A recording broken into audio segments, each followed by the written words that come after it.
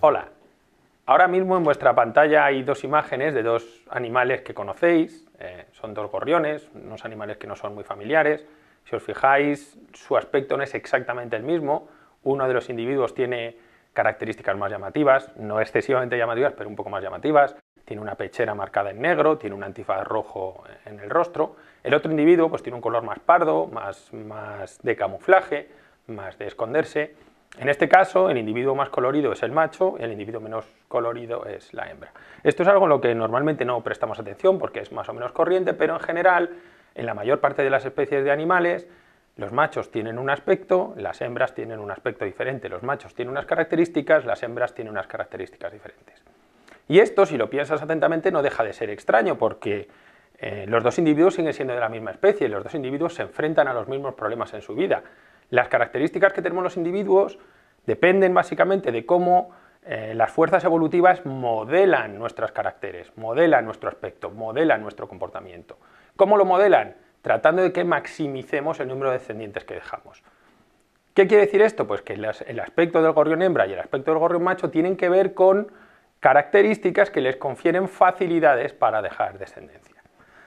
No deja de ser extraño que, por tanto, el gorrión macho y el gorrión hembra sean diferentes cuando las situaciones a las que se enfrentan en la vida son muy parecidas, es decir, tanto el gorrión hembra como el gorrión macho se exponen a los mismos adversarios, tienen los mismos depredadores, tienen el mismo tipo de parásitos, tanto el gorrión hembra como el gorrión macho tienen que buscar el mismo tipo de comida, y tanto el gorrión hembra como el gorrión macho compiten con otros individuos semejantes de otras especies que ocupan su nicho. De tal manera que en principio tanto el gorrión hembra como el gorrión macho se enfrentan a problemas muy parecidos a la hora de sobrevivir y dejar hijos. Y sin embargo, por alguna razón, el gorrión hembra y el gorrión macho tienen distintos caracteres. ¿A qué se debe esto? Pues se debe esencialmente al tipo de gametos que fabrican. Como todos sabéis, los machos suelen fabricar espermatozoides que son gametos, que son pequeñitos, abundantes y móviles. Y las hembras es el individuo de la especie que fabrica gametos grandes, no muy abundantes y normalmente inmóviles. De tal manera que lo que llamamos macho y hembra tiene sobre todo que ver con el tipo de gametos que fabrican. Y el tipo de gametos que fabrican es lo que hace que machos y hembras adquieran características distintas. ¿Por qué? Porque el coste de unos y otros es diferente y por tanto lo que tienen que hacer los machos y las hembras para maximizar su éxito reproductivo es un poco diferente y por tanto las fuerzas evolutivas modelan caracteres un poquito diferentes. En general, en la mayor parte de las especies, las hembras desarrollan caracteres vinculados al apoyo de la descendencia. Un apoyo directo, en las imágenes que os presento aquí, por ejemplo, hay una golondrina alimentando a su polluelo, hay una hembra de especie humana gestando a su futuro descendiente y hay una hembra de araña lobo portando sus descendientes en la espalda. Es decir, muy frecuentemente las características de la hembra tienen que ver con el apoyo a su descendencia. Por otro lado, también muy frecuentemente encontramos características en los machos que tienen que ver con competir entre sí, a veces competir directamente agrediéndose, a veces competir controlando un territorio e impidiendo que otros machos accedan, a veces simplemente exhibiéndose ante las hembras. De modo que en la mayor parte de las especies animales encontramos que los caracteres vinculados al cuidado de la descendencia tienen más que ver con las hembras, los caracteres vinculados a la competencia tienen más que ver con los machos.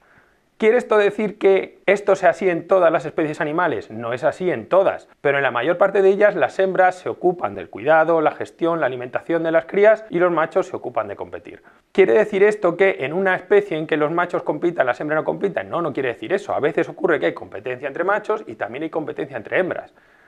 Es decir, ninguna de las cosas que he dicho es excluyente, pero en general, en la mayor parte de las especies lo que ocurre es que las hembras se ocupan de, tienen características enfocadas a el cuidado, la alimentación, la protección de las crías y los machos tienen características más vinculadas a la competencia entre sí. Y todo esto, como os digo, tiene que ver con el tamaño que tienen el óvulo y el espermatozoide. Parece una cosa muy banal porque en el fondo para un ser humano no parece tan distinto y que pueda afectar tanto a las diferencias que uno encuentra entre machos y hembras en las distintas especies. Pero el caso es que las diferencias que hay entre machos y hembras tienen que ver exclusivamente con esta diferencia. ¿Cuán grande es esta diferencia? Pues seguro que habéis visto muchas imágenes, muchos vídeos de óvulos siendo fecundados, pero uno normalmente no se hace a la idea de cuán grande es un óvulo en relación con un espermatozoide.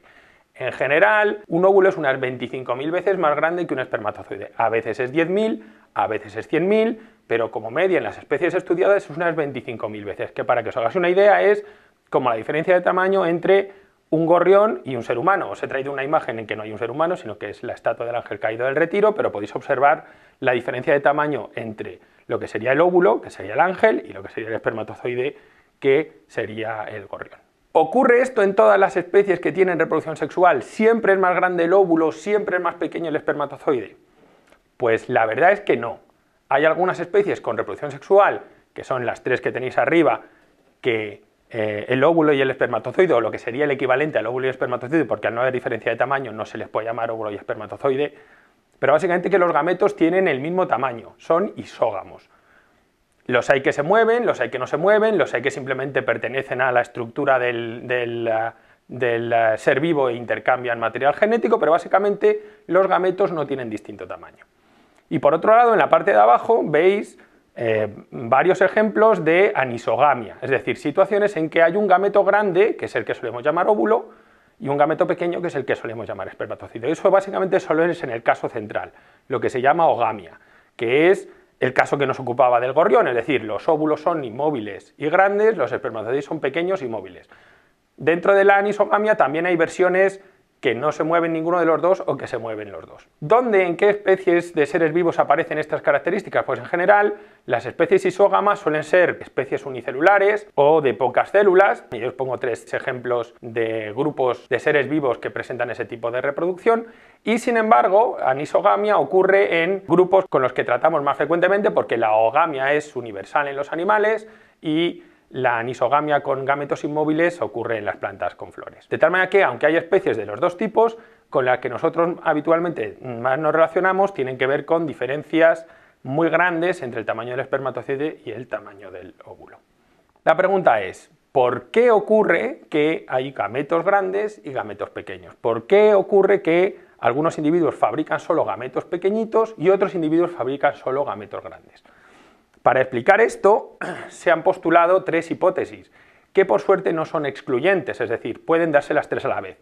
El debate científico está en ver cuál de ellas es más relevante, o si son todas relevantes por igual, y también en cuál de ellas ocurrió o cuál no ocurrió. Pero en principio, lo que ocurre es que, observando el árbol de la vida, uno ve que la anisogamia ocurre solo unas pocas veces en la historia de la vida, mientras que la isogamia está más distribuida por el árbol. Eso lo que nos quiere decir es que en general la anisogamia, el hecho de que los gametos sean distintos, surge evolutivamente de una situación inicialmente isógama. Es decir, originalmente las especies de reproducción sexual tenían los dos gametos del mismo tamaño y por distintas razones evolutivas aparecieron diferencias de tamaño entre un gameto y el otro gameto.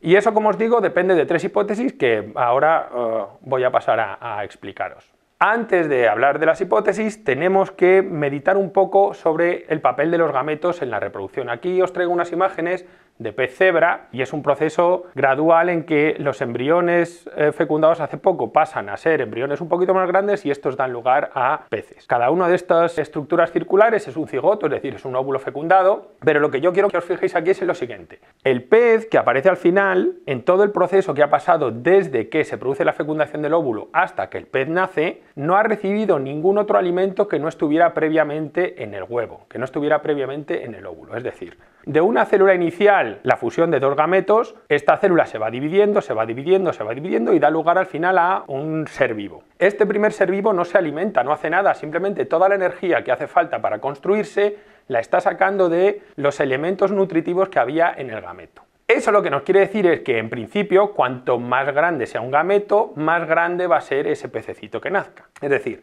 ahí no va a entrar más energía. Eso quiere decir que si tú tienes, imaginemos, una población inicial de individuos que hacen todos los gametos iguales, es decir, no hay diferencias marcadas de tamaño entre los gametos, uno tiene una distribución como la que observáis. Abajo está el tamaño y a la izquierda la cantidad de gametos de un tamaño determinado. Eso lo que quiere decir, en esta campana de Gauss que vemos, lo que quiere decir es que hay muchos gametos en el tamaño central y menos gametos a los lados.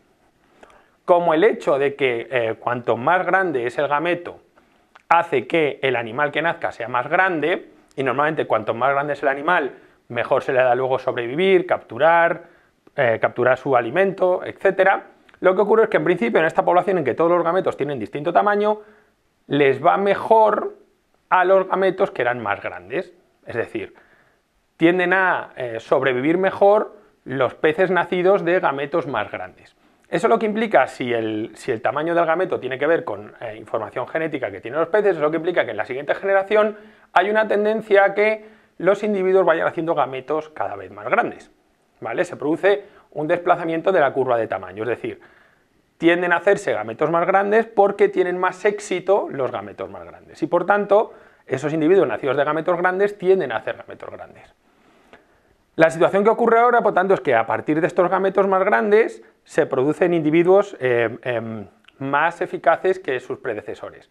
Pero al mismo tiempo ocurre que, como el gameto ya es bastante grande, pueden aparecer gametos que se aprovechen del hecho de que ya hay gametos grandes. Es decir, tú ya tienes un gameto suficientemente grande como para dar lugar a un pez y ahora aparecen algunos gametos pequeñitos que lo que hacen es aprovecharse de que otros individuos han fabricado gametos grandes porque la unión del gameto pequeñito con el gameto grande permite que aparezca un ser vivo, ¿vale? Permite que surja un pez. Es decir, en cierta manera, los gametos pequeñitos están explotando la inversión en energía que están haciendo los individuos que hacen gametos grandes. Esto podría solucionarse de una manera muy sencilla si los gametos grandes tuvieran un detector de tamaño y dijeran, vale, yo como gameto grande, como no quiero que abuses de la energía que yo he invertido, voy a despreciar a todos los gametos pequeñitos que aparezcan.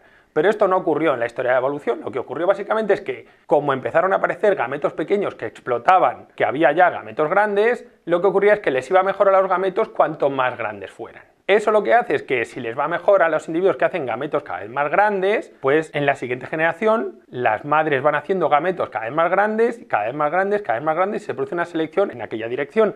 Tiende a incrementarse el tamaño del gameto. Por otro lado, los que fabricaban gametos pequeñitos, cuanto más grandes se van haciendo los gametos del otro grupo de individuos, más pequeñitos pueden hacer sus gametos. Es decir, se produce una selección que se llama disruptiva. Aparece una tendencia a hacer gametos muy grandes y una tendencia a hacer gametos muy pequeños. Vamos con la segunda de las hipótesis que trata de explicar por qué han aparecido diferencias importantes de tamaño en los gametos en muchas especies. Es la llamada hipótesis de la limitación gamética.